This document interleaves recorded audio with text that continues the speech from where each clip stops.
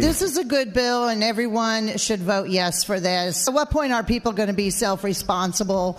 Some people seem to think the government is the answer for everything. You know, free food, free health care, free this, free that, free.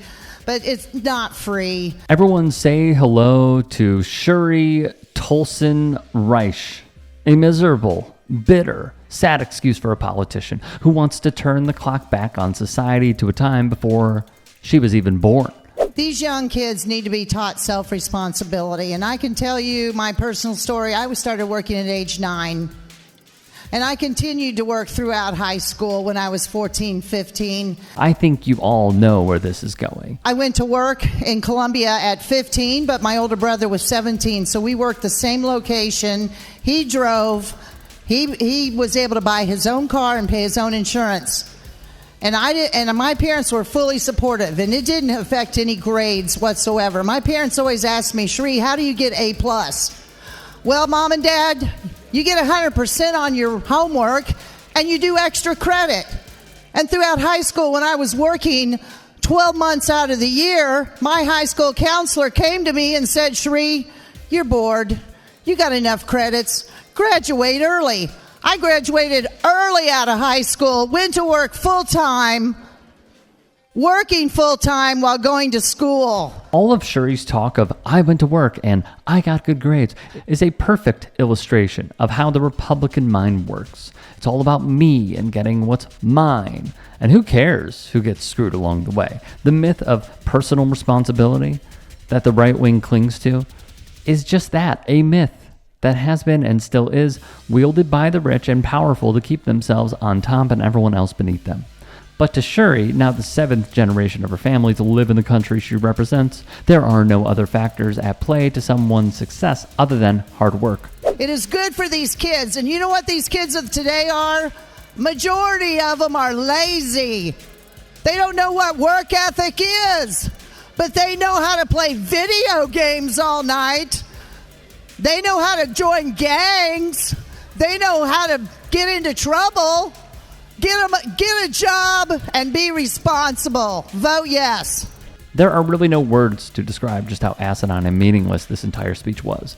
Now let's take a look at the bill she's begging her colleagues to vote yes on.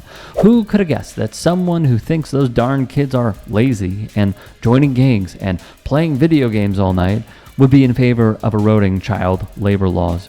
As reported by the Missouri Independent, the Republican-sponsored bill would eliminate all state and school involvement in handing out work permits to 14 and 15-year-olds, delegating that responsibility to parents to sign a simple permission slip from their child's employer to say they are eligible to work. As it stands now, schools issue work permits after verifying employer information, work hours, and other labor law information, sending the permit over to the state's labor department for record keeping in case future violations arise. Not only does this bill mesh with Republicans' established ideology of giving as much power to private businesses as possible and crushing organized labor, but it also conveniently fits into the national Republican-led trend of railing against public education and fighting to diminish public schooling's role in children's lives further. As State Senator Nick Schroeder openly admitted to the press, Cheri has been at odds with public education for at least the past few years now, even falling for the easily debunked and patently false idea that children are using litter boxes in schools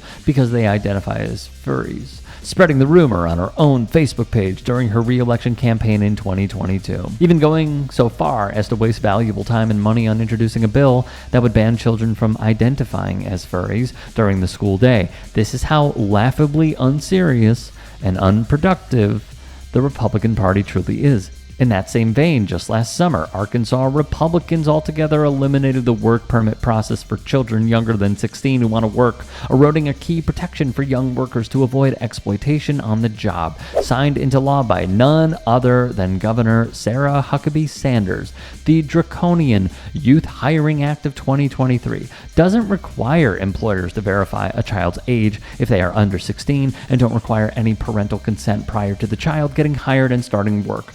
We're just hitting the tip of the iceberg, as Ron DeSantis' Florida just passed a bill earlier this year that eliminates restrictions for the working permitted for 16 and 17-year-olds, allowing them to work more than 8-hour shifts when they have school the next day, as well as granting parents and school superintendents the power to waive the established 30-hour work week limit. In Alabama, right-wing think tank Alabama Policy Institute is suggesting, and this is a direct quote from their report, that Alabama is in the midst of a labor shortage. So who better to conscript into the depleted ranks of the workforce than the state's surplus 14 and 15-year-olds, ? An absolutely bonkers thing to proudly advocate for in 2024. And the military analogy doesn't make it sound any better.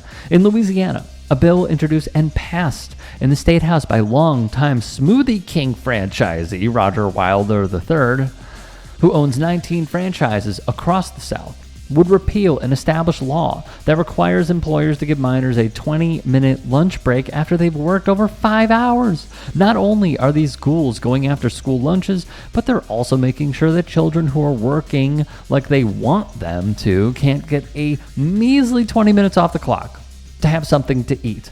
And in Kentucky, a growing center of progressive politics in the Appalachian South, House Republicans passed a bill that would allow parents to give permission to employers to allow 16 and 17-year-olds to work a full 8-hour shift during a school week, as well as erasing the total 30-hour work week limit during a school week. The bill was introduced by Representative Philip Pratt, the owner of Pratt's Law and Landscape Business, who said that teenagers entering the workforce is an economic imperative. So you know exactly where his motivation is coming from. All of these state bills are being introduced, passed, and signed into law with the backdrop of soaring amount of child labor violations on both the federal and state levels, up 283% since just 2015. More importantly, these policies are literally costing children their lives.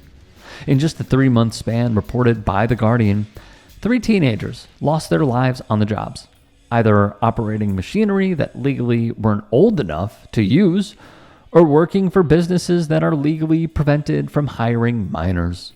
And remember, these are only the high-profile cases we are hearing about. Who knows what other horrors and exploitation minor employees are being subjected to, especially migrant and undocumented workers who already have no legal protections and are already exploited and abused at a much higher rate than workers who are American citizens, from Tyson Chicken to McDonald's to Hyundai and just about every corporation out there.